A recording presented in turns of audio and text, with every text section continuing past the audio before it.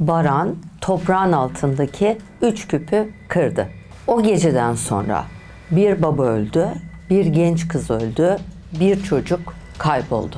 Ve köydeki herkes evini terk etmek zorunda kaldı.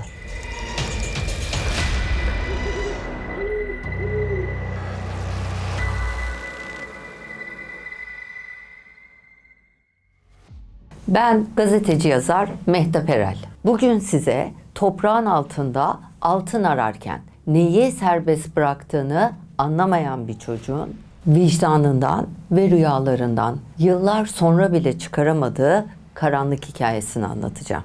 Videolarımızı beğenmeyi, hype yapmayı ve Fon Kriminal'e abone olmayı lütfen unutmayın. Bugün anlatacağım hikaye bize bir izleyicimizden geldi. Siz de başınızdan geçen paranormal olayları bizim anlatmamızı isterseniz aşağıda gördüğünüz e-posta adresine gönderebilirsiniz.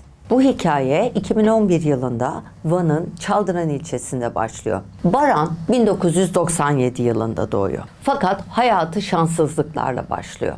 Henüz 2 aylıkken babası tarlada bir yılan tarafından ısırılıyor ve yılan sokması sonunda zehirlenerek hayatını kaybediyor. Annesiyle beraber çok da kolay olmayan bir hayatı oluyor. 4 yaşına geldiğinde annesi kalp krizi geçiriyor ve hayatını kaybediyor. Bundan sonraki süreçte Baran köyde gassallık yapan ve aynı zamanda dini bilgileri de olduğu için köyde hoca diye anılan dedesiyle yaşamaya başlıyor. Dedesinin elinde avucunda kalan tek yakını, tek değerli hazinesi Baran. Dolayısıyla o dönemde köyde şöyle bir ortam var. Yaşadıkları köyde sürekli olarak hazine efsaneleri dolaşıyor. Aralarında birdenbire zenginleşen, birdenbire paraya sahip olan, çiftliğini büyüten, hayvan sayısını arttıran insanlar var o köyün içinden. Ve sürekli olarak bu insanların hazine bulduğuna dair dedikodular yayılıyor. Şimdi neden böyle bir dedikodu var orasını birazdan anlatacağım. Dolayısıyla köyün gençleri ya hazinecilikle uğraşıyorlar ya yan ilçelere, başka şehirlere göç ediyorlar. Fabrikalarda, sanayi bölgelerinde, sanayi ağırlıklı şehirlerde çalışmaya işçi olarak gidiyorlar. Baran'ın dedesi Baran'ı hiçbir şekilde yanından yönünden ayırmıyor. Çünkü başka kimsesi yok. Ne hazinecilik yapmasına, sağa sola gidip kazmasına, başına bir iş açmasına müsaade ediyor. Ne de başka bir yere işçi olarak gitmesine izin veriyor. Şimdi diyeceksiniz ki bu köyde bu hazine sohbeti neden var? Neden böyle bir hazinecilik, herkes hazine buldu, zengin oldu diye bir sohbet dönüyor? Onu anlatıyorum. Köydeki efsaneye göre bu köy eskiden Süryanilerin yoğunluklu olarak yaşadığı bir köy. Fakat bir süre sonra köyü terk etmek durumunda kalıyorlar ve köyden çıkarlarken bu Süryani kitlenin başında onlara liderlik eden Nusay adında bir kadın var. Bu kadın büyücü, aynı zamanda buradan çıkarken saklayacakları bir takım şeyleri, değerli eşyalarını bir araya topluyor. Bunları kayaların arasına gömüyor ve buralara bir büyü yapıyor. Buralara yaklaşılamasın, dokunamasın diye. Döndüklerinde çünkü geri alacaklar eşyalarını, plan bu. Bu kadın buralara büyü yapıyor, Nusay denen büyücü ve köyü bu şekilde Süryaniler terk ediyorlar. Şimdi bu dedikodulardan, köyün içinde anlatılan bu efsanelerden dolayı da köyde bir definecilik olayı var. Baran 14 yaşına geldiğinde çobanlık yapmaya başlıyor. Fakat bu define konusu sürekli olarak aklının bir yerlerinde duruyor. Çünkü köyün sohbeti bunun üzerine ilerliyor. O da define bulup zengin olmak istiyor. Baran'ın çok yakın 3 tane kız arkadaşı var. Berfin, Zelal ve Ece. Bir akşam hep beraber dedesinin evinin önünde ateş yakıyorlar, oturuyorlar, sohbet ediyorlar ve yine bu köyün içindeki define sohbetleri, böyle gizemli sohbetler falan konuşulmaya başlıyor. Baran'ın en yakın arkadaşı da bunların arasında Berfin. Berfin abisinin nasıl gençliğinde köyde define bulduğunu, defineyi bulduktan sonra zenginleştiğini, köyü terk ettiğini, fakat o defineyi bulduğu ilk birkaç günlük süreçte çarpıldığını, çünkü defineyi bazı cinlerin koruduğunu ve abisini çarptığını, abisinin Kürtçe ile Arapçayı birbirine karıştırarak konuşmaya başladığını, normal konuşmasının yarı Türkçe yarı Arapçaya kaymaya başladığını fakat kendisinin düz konuştuğunu zannettiğini, normal konuştuğunu, karıştırmadan konuştuğunu zannettiğini anlatıyor. Ve bunun üzerine bir sohbet dönüyor arkadaşların arasında. Şimdi normalde Baran'ın bundan belki ürkmesi gerekirken bu Baran'a çok heyecan verici geliyor. Çünkü hani hem maceralı hem de günün sonunda çocuk parayı da bulmuş, zengin olmuş ve köyden ayrılmış, köyden çıkmış gitmiş. O akşamın üstünden biraz zaman geçiyor. Bu süreçte bir şey olmuyor. Bir 6 ay kadar bir süre geçiyor. Bundan sonrasında Baran yine bir gün hayvanlarını alıyor. Her zaman çıkarttığı tepeye çıkartıyor otlatmak üzere ve bir anda dalıyor. Çıktığı tepenin karşısında bir kayalık tepe var. Ve bu tepe köy halkının gitmediği bir yer. Oraya ne hayvanlarını götürüyorlar ne kendileri gidiyorlar. Mimli bir yer. Baran'ın gözü oraya takılıyor. Oraya böyle dalarak bakmaya başlıyor. Ve bir anda aklında sanki zihninin içinde bir ses, böyle bir his duymaya ve hissetmeye başlıyor. Sen de define ara.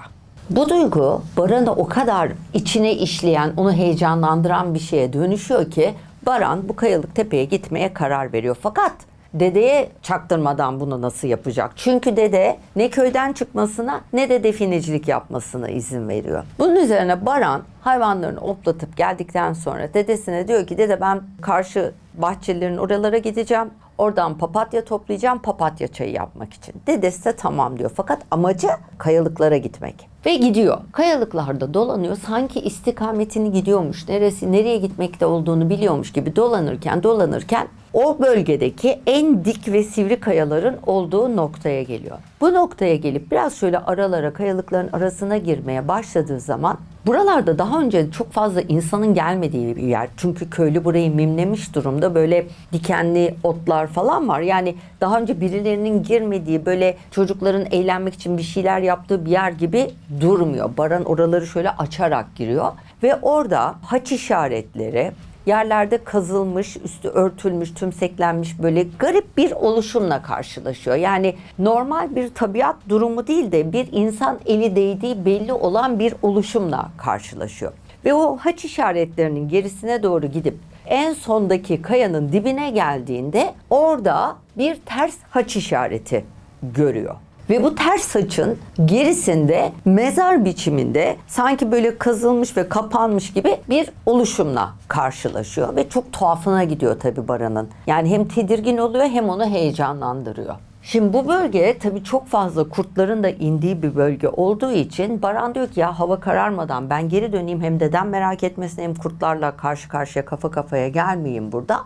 Koştura koştura geri dönüyor köye. Eve doğru yaklaştığı zaman dedesini kapının önünde onu beklerken buluyor. Baran şöyle düşünüyor ya diyor dedemin içine mi doğdu anladı sanki çok öfkeli görünüyor. Hakikaten de dedesi öfkeli bakıyor Baran'a. Neredeydin diyor sen bu saate kadar. Baran da diyor ki işte dede ben aradım. Peki diyor papatyalar nerede? Papatya çayı yapacaktın diyor dedesi. Baran da diyor ki çobanlar hepsini toplamış bana almaya kalmamış. O yüzden elim boş geldim. Dedesi kızıyor ama fazla da ses etmiyor. Bunlar evlerine giriyorlar.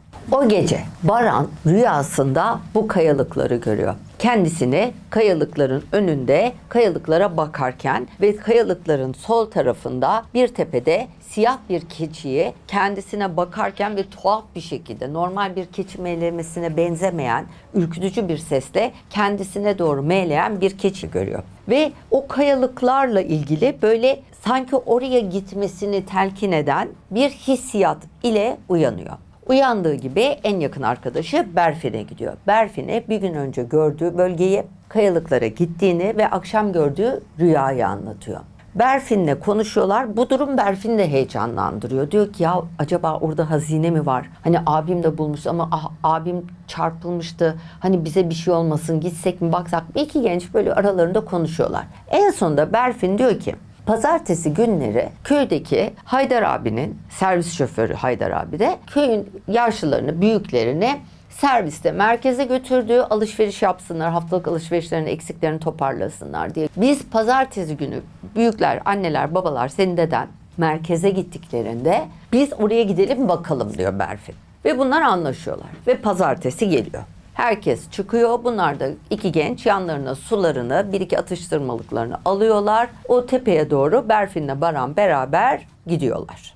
Tepeye vardıklarında Baran Berfin'i tam o söylediği noktaya götürüyor. O hani ters saçın olduğu mezarlıkların, mezar gibi bir şeyin olan o bölgeye götürüyor. Buraya vardıklarında yanlarında kazma kürek de var. Çünkü define bulacaklar. Kararlı gitmiş durumdalar. Diyor ki Berfin dur diyor, ilk kazmayı ben vurayım. Fakat toprak o bölgede ıslak, nemli olmasına rağmen sanki Berfin vuruyor, toprak açılacağı yere geri sekiyor. Yani bir türlü kazma işlemiyor toprağa. Berfin ısrarla denemeye devam ediyor. Çünkü yumuşak toprak olduğu için kendisi orayı kazabileceğini düşünüyor. Ve o esnada etraftan keçi sesleri, kuzu sesleri, sanki etrafta sürü varmış gibi keçi kuzu meylemesi gelmeye başlıyor.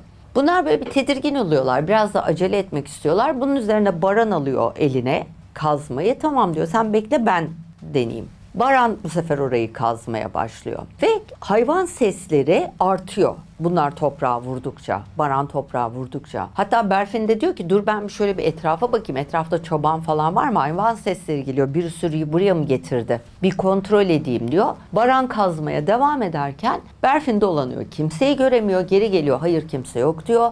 Baran kazıyor ve sanki derinleştikçe toprağın içinden akrep ve yılan çıkmaya başlıyor. Toprağın dibindeki akrepler ve yılanlar çıkmaya başlıyor ve bunlar bir ne yapacaklarını bilemiyor çocuklar. Baran böyle bir kazmayla vurayım, öldüreyim diyor. Berfin engel oluyor. Diyor ki dur öldürme, şöyle kürekle atalım, kenara doğru iteleyelim diyor. Ve öyle yapıyorlar. Öldürmüyorlar ve ilerledikçe, kazdıkça gerçekten de gömüyle karşılaşıyorlar. Şimdi karşılarına 2 tane eski böyle kitap gibi, yazma gibi bir şey, 3 tane de küp çıkıyor. Böyle farklı boylarda 3 tane küp buluyorlar böyle. Ve heyecanlanıyorlar, seviniyorlar çocuklar tabii çünkü altın bulduk diye düşünüyorlar.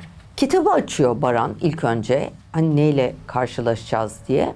Ve kitapta okunmaz yazıların arasında kendisinin anlayabileceği şekilde hani tam silinmemiş bir yazı görüyor. Ve birazdan Baran arkasını dönecek yazıyor. Öyle görüyor, öyle okuyor okuduğu şeyi. Birazdan Baran arkasını dönecek. Ve kendi adıyla ilgili bir şey gördüğü için tedirgin oluyor ve arkasına dönmüyor. Kendini tutuyor. Ve bu esnada Berfin küplerden bir tanesini alıyor, kırıyor.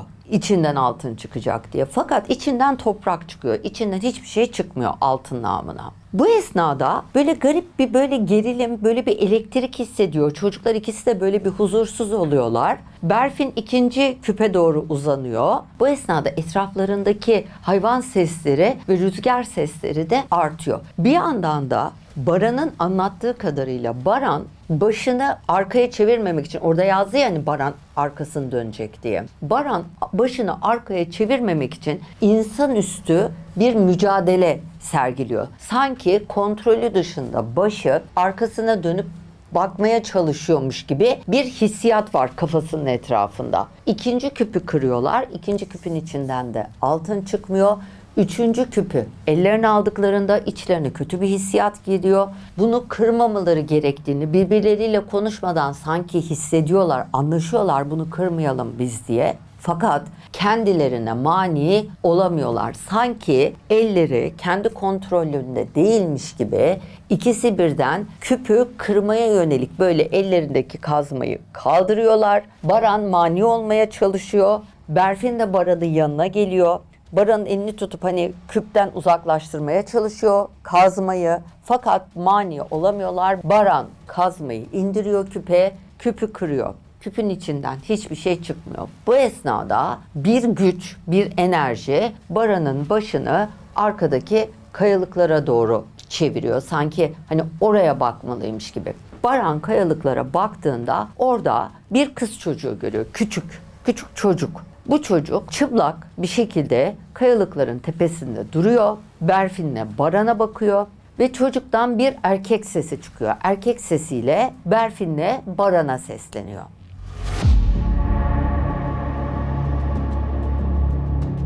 Şimdi ben bu kısımda anlatılanı, bize tarif edileni size tarif etmeye çalışacağım. Kız çocuğu konuşuyor, dudaklarını oynatıyor. Baran'la Berfin'e doğru sesleniyor. Fakat ondan bir erkek çocuğu sesi çıkıyor. Berfin'le Baran çocuğu dinliyorlar ama ne söylediğini anlayamıyorlar. Bu esnada Berfin dönüp Baran'a kes sesini diye sinirleniyor. Çünkü Baran da kıza cevap veriyormuş gibi bir durum var. Yani Baran da kızla konuşuyor. Fakat Berfin dönüp Baran'a kes sesini dediğinde Baran'ın dudaklarının oynamadığını, aslında konuşmadığını görüyor. Fakat Baran'dan da kıza ses gidiyor. Berfin Baran'a baktığında Baran'ın göğsünün oynadığını, böyle hızlı hızlı hareket ettiğini görüyor. Ve şöyle tarif ediyorlar. Sanki Baran'ın içinde bir ses karşılarındaki çocukla kontağa geçiyor, fakat konuşan Baran değil. Çünkü Baran'ın dudakları kapalı. Baran Berfin'e dönüyor. Ben konuşmuyorum demek için, fakat dudaklarını oynatamadığı için bir şey söyleyemiyor. Karşılarındaki kayadaki kız çocuğu başını yana eğiyor. Berfin'le Baran'a bakıyor ve sonra kayalıkların arkasında yok oluyor. O esnada Baran kendine geliyor, tekrar çenesi çözülüyor, tekrar konuşabilir hale geliyor ve tedirgin oluyorlar, korkuyorlar ne olduğu, ne yaşadıkları ile ilgili, adını koyamıyorlar ve kaçarak köye geri dönüyorlar. Yolda da diyorlar ki bunu kimseye anlatmayacağız. Köye geliyorlar. Daha işte anneler babalar köy merkezinden gelmemiş. Baran Berfin'i eve bırakıyor. Kendi evine gidecek tam. Berfin diyor ki beni yalnız bırakma, annemle babam gelene kadar bekle. Ben yalnız kalmak istemiyorum, korkuyorum. Baran bekliyor. Berfin'in annesi babası gelince Baran da kendi evine gidiyor. Akşam dedesi geldiği zaman dedesiyle Baran beraber masada yemek yiyorlar. Dışarıdan kapının tıklatıldığını duyuyorlar sert bir şekilde. Dedesi kalkıyor, kapıya bakıyor, kimse yok. Oturuyorlar, yemek yemeye devam ediyorlar. Bu sefer cam tıklanıyor 4 kere. Tık tık tık tık. Dedesi ne oluyor diyor, Bismillahirrahmanirrahim. Gidiyor cama bakıyor, yine kimse yok. Tekrar oturuyorlar. Tekrar kapı tıklatılınca dedesi dua okumaya başlıyor. Ve bunun üzerine ses kesiliyor. Aynı gece Baran yattığı odadaki ışığın sürekli olarak yanıp sönmesiyle uyanıyor. Kalkıyor, bir bakıyor evin içinde dedesi yok. Dedesi yok, artı dedesinin tüfeğinin olduğu yerde tüfek de yok. Bir anda bütün vücudunda buz gibi bir rüzgar hissediyor. Bütün vücudu kasılıyor ve bayılıyor. Tekrar kendine geldiğinde, ayıldığında bir bakıyor dedesi hala evde yok ve evden çıkıyor. Evin yanındaki ahıra doğru gidiyor. Dedesini ahırda buluyor. Ahırda gördükleri sahne şöyle bir sahne.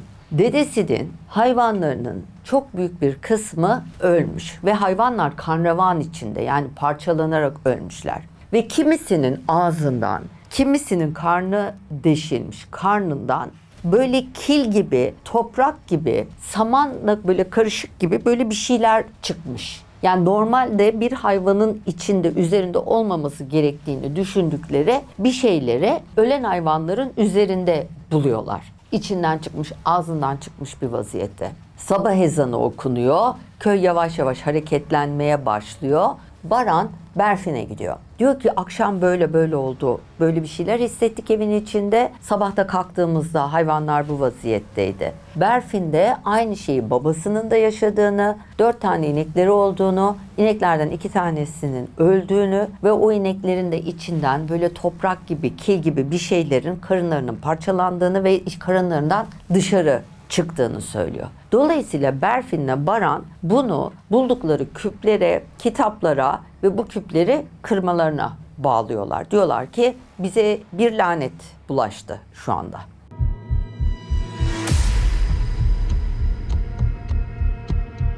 Bundan sonraki süreçte Baran'la Berfin'in başına gelenler bitmiyor. Baran hayvanlara otlatmaya devam ediyor ve her zaman çıktığı o kayalıklara çıksa başka karşısındaki kayalıkların tepesinde çıplak kız çocuğunu görmeye devam ediyor. Ve aynı kız çocuğunu Berfin de geceleri rüyasında görüyor. Bir araya gelip konuştuklarında ikisi de aynı kız çocuğunu görmeye devam ettiklerini birbirlerine söylüyorlar. Bir gece dedesi abdest alırken Baran da yatmak üzere yatağını hazırlıyor. Tam böyle yatağın üstünü açarken, böyle öne doğru eğilmişken arkasında bir hareket hissediyor. Arkasını döndüğünde karşısında Berfin'i görüyor. Ve şaşırıyor. Sen de nereden çıktın? Nasıl girdin içeri? Berfin'de cevap yok. Baran Berfin'e dikkatli bir şekilde baktığında Berfin'in el bileklerinin kesik olduğunu, bileklerinden avuç içlerine doğru kan aktığını ve parmak uçlarından kanların yere damladığını görüyor. Artı ayak bileklerinde sanki kırılmış gibi dışarıya doğru kemiklerin çıktığını görüyor. Fakat Berfin çok normal duruyor. Hiç canı yanmış gibi durmuyor. Baran panik oluyor tabii. Berfin'e doğru hareket ediyor böyle. Berfin'i şöyle tutmak için ve Berfin olduğu yerde sanki kayar gibi geriye gidiyor ve kafası sert bir harekette sanki boynu kırılmış gibi sağa dönüyor. Berfin gelince Baran Berfin'e doğru birkaç adım daha atıyor. Ne oluyor yani? Değil mi? Böyle kızı tutacak gibi oluyor. Berfin diyor ve karşısındaki Berfin görünümlü görüntü ben Berfin değilim. Berfin hala evde diyor. Şimdi Baran olduğu yerde kasılıp kalıyor ve sonra Berfin erkek sesiyle Baran'a o öldü, sen de öleceksin diyor. Baran yüksek sesle Felak ve Nas surelerini okumaya başlıyor ve panikten, korkudan o kadar yüksek sesle okuyor ki içeriden dedesi geliyor ne oluyor diye. Dedesi diyor ki ne oldu oğlum? Baran da tabii söyleyemiyor. Şöyle oldu, böyle oldu, tepelere çıktık, mezarları kazdık, küpleri kırdık diyecek hali yok. Diyor ki aniden cam açıldı, ben de korktum. Dedesi de kızıyor Baran'a. Diyor hadi gir yat artık yatağına. Baran dualarını okuya yatağına giriyor. Gözlerini kapatıyor, uyumaya çalışıyor. Sabah çığlık sesleriyle uyanıyorlar. Hemen hepsi dedesi de Baran da evden çıkıyorlar. Bir bakıyorlar sesler Berfinlerin evinden geliyor. Eve gittiklerinde gördükleri sahne Berfin ve babası yerde bilekleri kesilmiş gibi. İkisinin de boynu sanki kırılmış gibi anormal bir şekilde dönmüş. Berfin'in ayakları sanki ayak bilekleri kırılmış gibi dışarı doğru açılmış. Babanın ve kızın cesedi yan yana yerde yatıyor. Ve anneyi zapt etmeye çalışıyor insanlar. Anne kafasını duvarlara vura yavrumu öldürdüler, kocamı öldürdüler, ailemi öldürdüler diye ağlıyor. Baran olanları artık dedesine itiraf etmesi gerektiğine karar veriyor. Diyor ki dede sana bir şey söylemem lazım. Eve çekiliyorlar. Baran yaptıklarını dedesine anlatıyor. Her şeyi, hiçbir şey atlamadan ve dedesi tabii Baran'a çok sinirleniyor, bir tokat atıyor. Ve diyor ki benim bildiğim bir amca var. Amcam dediğim bu işlerde ilmi yüksektir. Beraber ona gideceğiz. Olanları ona anlatacağız ama sen diyor önce bir abdest al, bir namaz kıl. Bunu o çözer diyor. Bunlar abdest alıyorlar, namaz kılıyorlar. Dedesiyle torunu beraber bu Haydar vardı servis şoförü. Onun servisiyle yandaki köye o söyledikleri ilmi yüksek olan hocaya gidiyorlar. Hoca ilk geldiğinde bunlar Baran olanları anlatır anlatmaz hoca da kızıyor. Çünkü biliyor o efsaneleri, o Süryani şeylerini, mezarlıkları onlar bilindiği için köyün yaşlıları bunları bildiği için hani niye bunları kurcalıyorsunuz diye sinirlendiği için hoca da Baran'a bir tane tokat atacak oluyor fakat dede araya giriyor, mani oluyor. Diyor ki hocam bir sakin ol, şu işi önce bir çözelim. Bu arada hani söylemiştim size dede hatırı sayılan bir insan. Hani hem hoca diye bilinen bir insan hem köyün gassalı. Bunlar köyden çıkıp yan köye hocayla görüşmeye gitmeden önce dede köylülere, köyün adı bilinen seçkinlerine diyor ki evlerinize girin, herkes namaz kılsın, abdest alsın, herkes evine çekilsin. Hani başımızda bir sıkıntı var. Bu işi çözene kadar da hani çok fazla ortalıkta dolanmayın diye köylüleri ikaz edip sözü geçenlerle konuşup onları telkin edip öyle çıkıyor dedeyle torun evden. Hoca önce bir kap su getiriyor. Tesbihini suyun içine bırakıyor. Bakımını yapıyor, çeşitli dualar okuyor, kendi ritüellerini yerine getiriyor. Ondan sonra diyor ki siz başınıza çok büyük iş almışsınız. Başınıza diyor çok kötü bir cin kabilesini musallat etmişsiniz. Bu cin kabilesi benim anladığım kadarıyla adı Ammar olan bir cin kabilesi. 3 tane küp kırmışsınız. Kırdığınız her küple beraber bir laneti kendinize bağlamışsınız, sarmışsınız, kendinize musallat etmişsiniz. Bunlar diyor Berfin'i ölümüne sebep olmuşlar. Sıra şimdi Baran'da. Dolayısıyla benim size vereceğim muskaları üstünüzde taşıyacaksınız, üstünüzden çıkarmayacaksınız diyor hoca. Ve bayağı böyle ağır, küp gibi bir muska hazırlıyor. Bunu Baran'a takıyor. Bunu diyor üstünden çıkarmayacaksın diyor. Baran ve dedesi köye dönüyorlar. Hoca diyor ki ben de sizinle geleyim. Hep beraber gidelim madem böyle bir şey yaşanıyor. Hani sizinle beraber ben de orada bulunayım. Köyden içeri girer girmez tabii Berfin'in annesinin çığlıkları köyün her yerinde duyuluyor. Berfin'in annesi sanki aklını oynatmış gibi kadıncağız evin kapısının önünde olduğu yerde ileri geri sallanıyor. Kafasını kapının duvarlarına vura öldürdüler. Yavrumu öldürdüler, kocamı öldürdüler diye ağlamaya devam ediyor. Baran, hoca ve Baran'ın dedesi yanlarına 4 tane de köylü alıyorlar. Bu Baran'ın küpleri kırdığı noktaya hep beraber gitmek üzere yola çıkıyorlar. Berfin'le Baran'ın kazdığı noktaya geldiğinde kitaplar orada duruyor, kırık küpler orada duruyor. Hoca kitapları eline alıyor, kitapları inceliyor. Ve sonra hoca Baran'la dedesine ve diğer köylülere şöyle bir açıklama yapıyor. Bunlar Zuzula ve Ammar cin kabileleriyle anlaşma yapmak için, onları yönetmek için, onları kontrol etmek için, büyü yapmak için hazırlanmış lanetli kitaplar. Normal bir Müslümanın kullanmaması gereken kitaplar diyor. Hoca durumu tespit ettikten sonra köye geri dönüyorlar. Hoca kağıtlara bazı şeyler yazıyor. Bu kağıtların bazılarını suya bırakıyor, bazılarını yakıyor, bazılarını da köylülere dağıtıyor. Diyor ki herkes bunları üzerinde taşısın. Bu esnada Baran'ın tabii gördüğü kötü rüyalar devam ediyor. Köylünün içinde hayvanları ölenler devam ediyor. Yani köyde problemler devam ediyor. Hoca da bunun üzerine diyor ki şöyle bir fikir atıyor ortaya. Bunlarla diyor biz anlaşma yapalım. Bunlar ne istiyorsa verelim. Bu işi kapatalım. Yani kendimizi affettirelim diyor.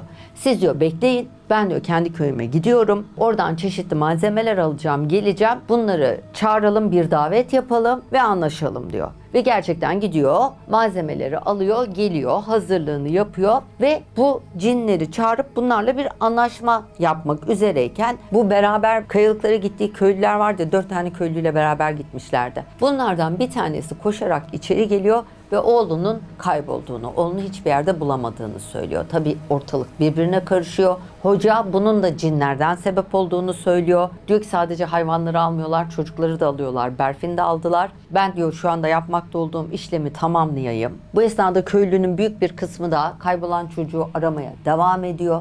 Bu arada adamcağız tabii çocuğumu bulamıyorum dediği için hoca 3 tane muska hazırlıyor hızlıca. Diyor ki bak bunu sen tak, bunu karına tak, bunu da bulursan çocuğuna ver diyor. Onu gönderiyor ve cin çağırma işlemi yapmaya devam ediyorlar. Bu çağırma esnasında, davet esnasında hoca Baran'a gözlerini kapatmasını ve ne olursa olsun açmamasını söylüyor. Baran da elinden geleni yapıyor ama çok huzursuz. Işıklar kapalı, hoca ortada bir mum yakıyor. 4 tane Arapça isim söylüyor. Ondan sonra Baran olduğu yerde gözleri kapalı, gözlerini açmak istiyor çünkü korkuyor ama açmıyor. Baran dilinin altında bir şişlik hissediyor ve sanki bu şişlik büyüyor. Sonra tarif ettiği duygu şu şekilde: sanki ağzımın içinde bir ağız daha çıkıyormuş gibi, bir şişlik, bir kalabalık, dişlerimde bir sivrilme, ağzımın içinde bir problem ve keskinlik, dişlerimde bir keskinlik hissetmeye başladım diyor. Bu esnada hoca Baran'daki gerginliği ve hareketi, yani Baran'da bir sıkıntı olduğunu fark ediyor ve Baran'a doğru ne istiyorsun diye soruyor. Baran kendi varlığının ve benliğinin farkında. Fakat vücudunun kontrolü sanki kendisinde değil. Ağzının kapalı olduğu halde sanki ağzının içinde ikinci bir ağız Baran'ın adına konuşuyor. Baran'dan Berfin'in sesi çıkıyor. Baran, Berfin'in sesiyle karşısındaki hocaya ve dedesine 3 kap kırıldı, 3 beden açıldı, birinin içinde hala ben varım diyor. Baran 3. bedenin kendisi olduğunu anlıyor. Ve hoca Arapça konuştukça Baran kontrolsüz bir şekilde hocaya karşılık veriyor. Duyuyor, sanki iki başka insan konuşuyormuş gibi, ama o konuşma, o cevaplar Baran'dan çıkıyor. Bir noktadan itibaren hoca bağırmaya başlıyor ve yüksek sesle Amener Resulü ve Ayetel Kürsi okuyor. Dualar ve sesler kesildikten sonra ortalık biraz yatışıyor, sakinleşiyor gibi oluyor. O esnada çocuğun kaybolduğunu söyleyen adam tekrar içeri giriyor ve Berfin'in annesinin başını vura vura duvarlara kendini öldürdüğünü söylüyor. Şimdi çocuğu kaybolan adam, muska yapmış hoca çocuğunu bulsun diye. Çocuğu kaybolan adam geliyor, çocuğu bulamamış, bir de köyden bir başkasının daha öldüğünü söylüyor. Karşısında Baran var, Berfin'in sesiyle konuşuyor. Berfin zaten ölmüş, Berfin'in babası ölmüş. Yani hoca elinden geleni yapmış, belli ki olmuyor. Ve o aşamada diyor ki benim ilmim buna yetmiyor. Ben size yardımcı olamıyorum. Bundan fazla da yapabileceğim bir şey yok. Bu kadar. Buraya bir ifrit musallat olmuş durumda ve bu köyün tamamının canını almadan sizi bırakmayacak. Dolayısıyla diyor bu köyün boşaltılması lazım. Yani diyor canını seven kaçsın diyor. Buraya geliyorlar hep beraber. Tabii bu arada bu yayılıyor. İnsanlar gidiyorlar, hoca gidiyor. Baran'ın dedesi gidiyor, konuşuyorlar, köyü terk edelim diyorlar, köyümüze lanet geldi, köyümüze ifrit geldi. Zaten ekonomik durumu iyi olanlar ortalık karıştığı anda bir yerlere gidiyor. Yani yakın köye gidiyor, akrabasına gidiyor, öbürlerinin de toplanması bir zaman. Bu arada küçük çocuğun aramaları devam ediliyor. Çocuğu bulamıyorlar. Fakat çocuğun eşyalarını, kıyafetlerini ormanlık alanda terk edilmiş bir şekilde buluyorlar. Ama çocuk yok ortalıkta. Köy boşaltılıyor. Zaten köydekilerin büyük bir çoğunluğu başka yerlere çalışmaya gitmiş durumda. Orada kalan bir avuç insan da köyü terk ediyor. Aradan yıllar geçiyor. 2014 yılına geldiğimizde Baran'ın dedesi hayatını kaybediyor. Baran dedesini defnetmek üzere köye gidiyor. Köye gittiğinde tabii o eski yaşadığı, büyüdüğü, gençliğini geçirdiği yerleri harabe haline gelmiş, yıkılmış, dökülmüş bir şekilde buluyor. Ve Baran tekrar o gidip küpleri kırdığı, kazıdığı o kayalıkların oraya gidiyor. Ve elindeki cep telefonuyla, o zaman yani 2014 yılındaki kullanmakta olduğu cep telefonuyla o kazdığı bölgede o ters açı olan noktanın fotoğrafını çekiyor. Volkan şimdi bize gönderdiği bu fotoğrafı da sizinle paylaşacak. Bize de gönderdi fotoğrafı.